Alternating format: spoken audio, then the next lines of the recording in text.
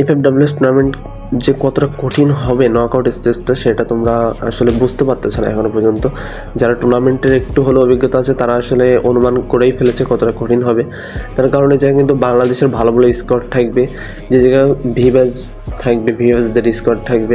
আবার এর ভিতরে কিন্তু হ্যাকারও থাকবে অনেক। হ্যাকাররা থাকলেও কিন্তু তারা নকআউট স্টেজের পরে কিন্তু যাইতে পারবে না, কারণ গেরিনা যখন দেখতে পারবে তাদের সেই জায়গা থেকে কিন্তু বাদ দিয়ে দেবে, সেই স্কোয়াডকে ব্যান করে দেবে। তো আমরা বেশি কথা বলবো না, আমরা কিন্তু এর পরবর্তীতে কীভাবে তোমরা স্কোয়াড মেক করবা, কীভাবে কী করবে সেটা দেখাই দেবো।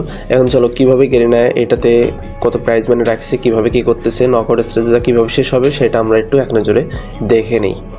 তো ফার্স্টে তুমি ইভেন্টের ভিতরে আসলে দেখতে পারবা এফএফডব্লিউএস বাংলাদেশ টুর্নামেন্ট 2025 লেখাই আছে। এর পরের স্টেপ তুমি যদি ফলো করো, এই জায়গায় কিন্তু বড় অঙ্কের একটা অ্যামাউন্ট লেখাই আছে 66 লক্ষ টাকা। তার পরের স্টেপ যদি ফলো করো, এই জায়গায় কিন্তু নকআউট পর্ব কীভাবে শেষ হবে সেটা কিন্তু এই জায়গায় সম্পূর্ণ ডিটেলসে কিন্তু দেওয়া আছে। এটা আমি পরে একটা ভিডিওতে তোমাদের সম্পূর্ণভাবে বুঝিয়ে দেবো। তো এর আমরা পরের স্টেপ যদি ফলো করি, এই জায়গায় কিন্তু নকআউট পর্ব দেখতে পাচ্তেছো, group A, group B, group C, group A, group C, মানে কিভাবে এটা শেষ হবে, কিভাবে শেষ হচ্ছে, কাদের সাথে কাদের ম্যাচ পড়বে সেটা কিন্তু সম্পূর্ণভাবে ডিটেলসে কিন্তু জায়গায় দেওয়া আছে। এটা আমি পরের একটা ভিডিওতে আমি বুঝিয়ে দেবো তোমাদের সুন্দরভাবে। ভিডিওটা লং হবে, এই ভিডিওটা যাতে লং করতে চাচ্ছি না। এর পরের স্টেপটা তুমি যদি ফলো করো তাহলে দেখতে পারবা গেরিনা কিন্তু আরএসকে টিম এবং জব ব্রেকার্স টিম দুইটাকে কিন্তু আমন্ত্রণ জানাইছে এই টুর্নামেন্টে। তো ফার্স্টে তোমরা এই জায়গায় আসবে, আসার পরে দেখবে এই জায়গায় কন্টেস্ট নামে একটা অপশান আছে, সেই কন্টেস্ট নামে কাপের মতন এই অপশানে তোমরা ক্লিক করবে। ক্লিক করার পরে তোমাদের সামনে এরকম একটা ইন্টারফেস শো হবে। এই জায়গায় দেখবা 0/15, মানে তুমি এখনও তোমাদের কোনো ম্যাচ মেকিং করো না এই জায়গায়, সেটা কিন্তু বোঝানো হচ্ছে। তো এরপরে এইটাতে চাপ দেওয়ার পরে তোমাদের সামনে এরকম আরও একটা ইন্টারফেস শো হবে।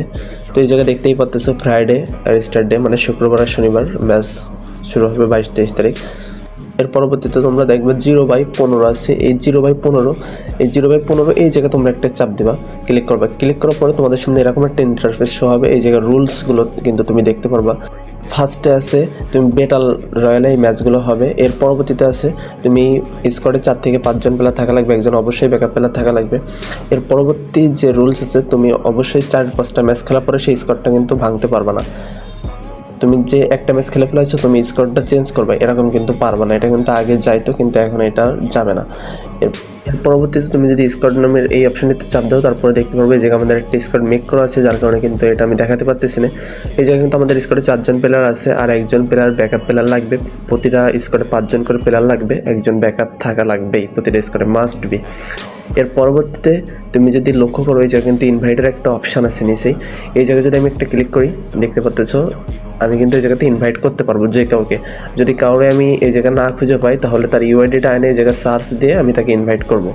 এর পরবর্তীতে তুমি যদি রেকর্ডসে ক্লিক করো, এই জায়গায় কিন্তু কোনো রেকর্ড কোনো কিছু নেই, কারণ আমরা এখনও কোনো ম্যাচই খেলিনি আর ম্যাচটা এখনও শুরু হয়নি। ম্যাচটা শুরু হবে 22 তারিখ দুপুর 2:40 থেকে ম্যাচটা শুরু হবে। সেই সময় কিন্তু এই জায়গায় আমরা কোন ম্যাচে কয়টা কিল করেছি, কী করেছি, কত সময় সার্ভাইভ করেছি সব কিছু কিন্তু এই জায়গায় ডিটেলসে দেখতে পারবো।